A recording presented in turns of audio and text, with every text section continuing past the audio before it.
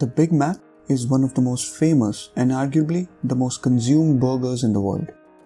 It is sold by McDonald's in almost every country they operate in and is synonymous with the word hamburger worldwide. But a Big Mac is more than a burger, and in this video you will learn how this Big Mac can actually be used to study economics. Big Mac can be used to determine the purchasing power of a country, and its price is an indication of how strong a country's economy is. So without further delay, let's start.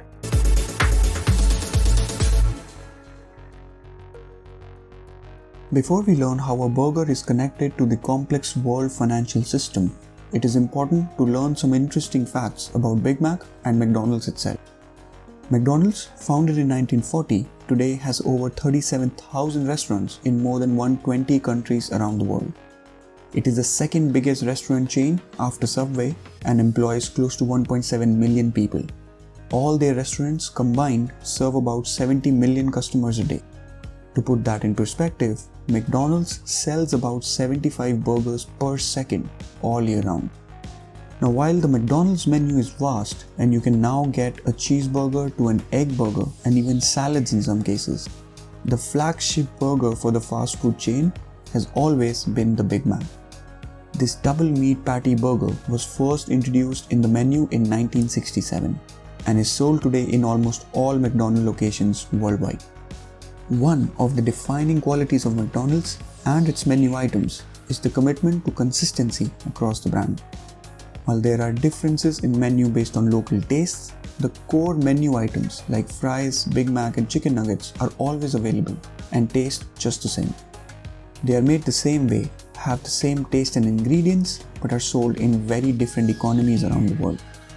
It is this consistency of the brand and the popularity of Big Mac that led the Economist magazine to create the Big Mac Index in 1986.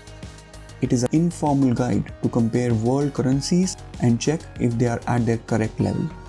It is based on the principle of purchasing power parity and can be used to compare the purchasing power of a country to another.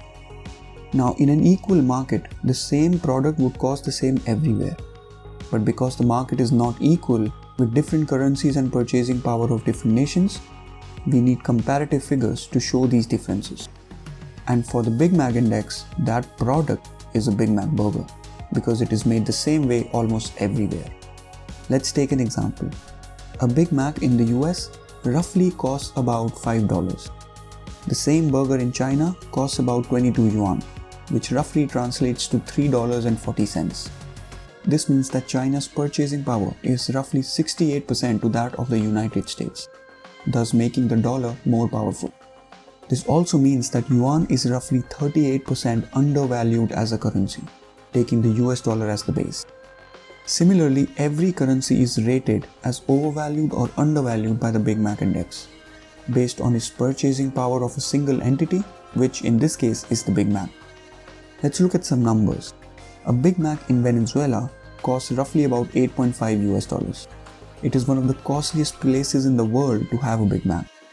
This means that at a cost of one Big Mac in Venezuela, you can have 1.7 burgers in the United States. It is primarily due to hyperinflation in the country. After Venezuela, the other places that have the most expensive Big Mac and thus the overvalued currencies are Switzerland, Norway and Sweden. The United States, the baseline for this index itself, comes at number 5. On the other end of the spectrum is Lebanon, where the cost of a Big Mac is roughly estimated at $1.6. That means that you can have more than 3 Big Macs in Lebanon at the price of one in the United States. There is criticism for this method of measuring currencies, as you would expect average burger prices to be cheaper in poorer countries than in richer ones. This is because the index does not take many aspects of making a burger into consideration, like labor cost, machinery, logistics, etc. So while the ingredients and the final product is the same across regions, the way these ingredients are made and the amount per employee who makes it differs for each country. So to address this, the Economist magazine released a GDP adjusted Big Mac index as well. Adding a GDP adjusted figure is a better guide to the current fair value of a currency. Despite its simplicity, the Big Mac Index is a great way to understand the purchasing power and currency value for any country.